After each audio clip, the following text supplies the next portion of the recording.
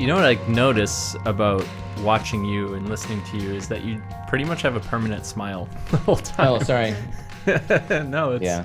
I think it's reflective of these philosophies. Well, we're also talking about something exciting, you know. If you start to bring up politics or say the T word, yeah, it's you know, yeah, we're talking about things I love talking about. What's the T word? Don't say it. I don't know. Any day I don't have to hear the T word is a good day. Okay. I actually don't even know what you're I don't know talking what it about. is either. Good. Then we won't talk about it. Okay, great. Oh, okay, I got it. Yeah, it took a second. We live in a different part of the world where it's not an everyday occurrence. Good. But I'm really glad that you bring up the psychological aspect of stuff and of attachments, because I really agree with you. They really take up space in your head.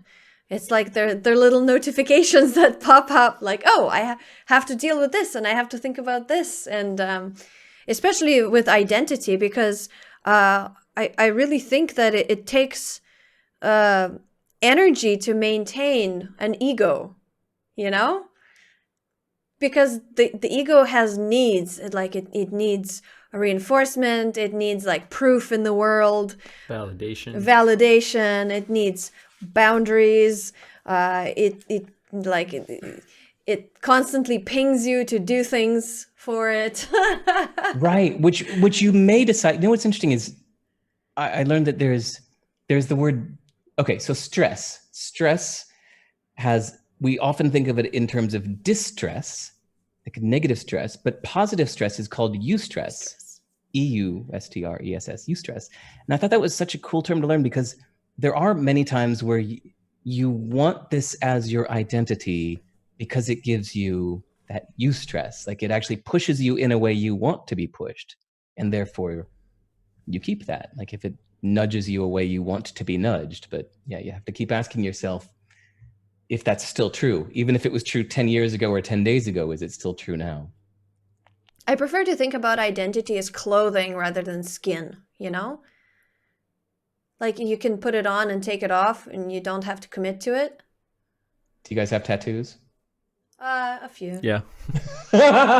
Okay. I never got tattoos because to me, it's like you just said, identity, clothes, skin. I was just like, anytime I considered it for 1 second, I was like, I might not want that someday. You know, you were talking about the music story, and I do have a couple of guitars lying around the house, and I want to buy a drum set, and I have tattooed it on my arms. Whoa. See, that's a commitment. That's cool. But I haven't touched the guitar in a year. Oh. So yeah, I often come back to this place of it's better to get rid of something and if you miss it, get it back. You know what I mean? Like it's better to err on the side of no. And then if you do miss something, then you get it back. Sorry, I was thinking about it, like 20 years ago, I was in a relationship where we were just like, should we break up or should we not? And it's like, we were kind of like, I don't know. We said, well, how about this? Let's just break up. And then if we miss each other, we'll get back together. It's like, when in doubt, err on the side of no. And so, yeah, we did break up. And after like 2 months, we're just like, okay, I hate being broken up. I hate being broken up. We were talking on the phone every other day. She kept coming over. Just like, what are we doing? We're obviously like glued to each other. So that, but it felt better instead of saying like staying together because we're together. It's like, well, yeah, when in doubt, yeah, go back to nothing and see how much you miss it. Yeah, and it really tests your kind of choice-making ability, because then you it reinforces that it is a choice to do something, and you're not just doing it out of habit or by default, or because that can really breed resentment. Yeah, well put. I like that. So how do you approach making commitments, if you do, and do you have a different kind of procedure for making commitments? Because obviously some commitments are easier to break than others. For example, the commitment to having a child is a much more long-term thing. But what about Maybe other it's kinds not. of... Maybe he's got someone in the wings Give ready them to to my take him. parents. Maybe there's another family who's looking to adopt a kid just like I think this. they were looking for a kid just like him. You know, here you go. I don't need him. I mean, I'm sure I'll be okay without. No. Yeah. I just try to not make commitments whenever possible. Because I always feel like I'm gonna let people down, because I know my tendency to have no loyalty to things. I have no problem changing my mind and saying no to something I previously said yes to. I'm totally okay with that.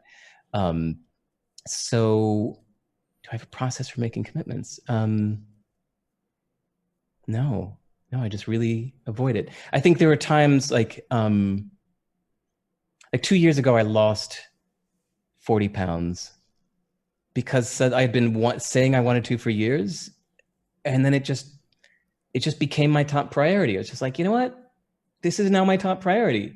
And as soon as I made it my top priority, all my actions fell in line with that. I completely cut out all sugar, wheat, dairy, even caffeine, just for the hell of it. I started eating like almost nothing. I waited till I was really, really hungry. If my tummy was actually grumbling, then I'd have a bowl of vegetables, otherwise nothing. And I lost 40 pounds in just like a few months. And when friends said like, whoa, how'd you do it? I was just like, it became a priority.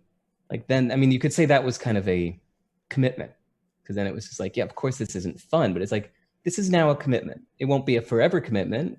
It was a few months. It could have gone on longer, but after a few months, I felt, okay, that's good enough. I'm happy now. And then something else became a higher priority than that. So does that help? Yeah. Were you able to maintain that weight after you lost it? Yeah. How? I don't know. Sorry, you're asking the wrong guy. I'm not a micromanager about that kind of stuff. So it's like, yeah, you make commitments when the time feels right for you, and it's not a forever commitment. Do you communicate that to other people? Because sometimes the expectations that people have around these things are different. I avoid public announcement.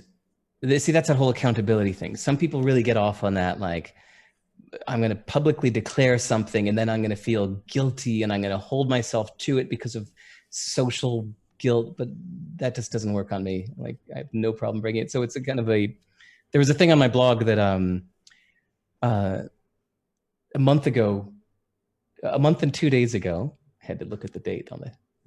A month and 2 days ago, I said, I'm going to start publishing something on my blog every single day. I'm not going to announce it. I'm just going to start doing it. So I started doing it. And after like 3.5 weeks, I thought, okay, some people are asking me like, what the hell's going on? Because I used to just post something on my blog every few months and I would email out every time I did.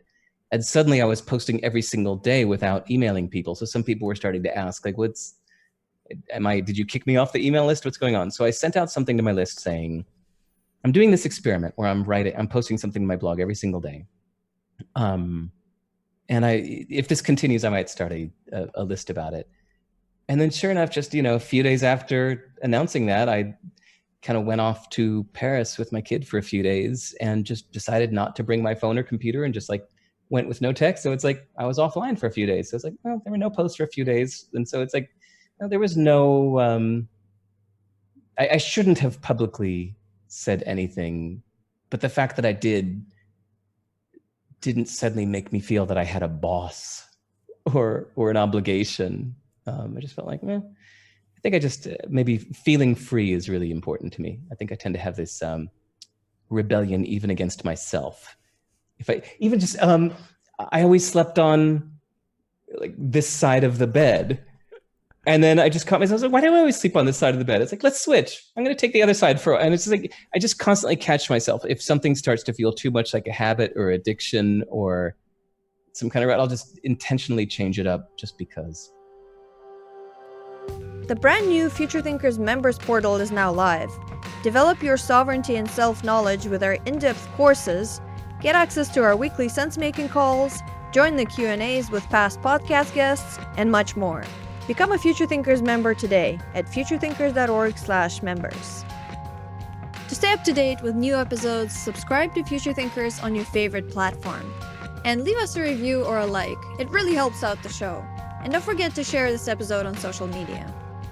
Enter the Future Thinkers giveaway and win our brand new community membership, including in-depth courses, private calls, and more, as well as a supply of Qualia, a complete cognitive upgrade for your brain. To enter the contest, simply go to futurethinkers.org/giveaway and sign up for our mailing list to instantly get our 50-page guide on how to adapt to the future. There are many ways to increase your chances of winning. Enter the competition today. This episode is brought to you by Qualia, a nootropic supplement that helps support mental performance and mood. To get 10% off, use the code FUTURE at checkout. And to learn more about neurohacking, visit futurethinkers.org/neuro.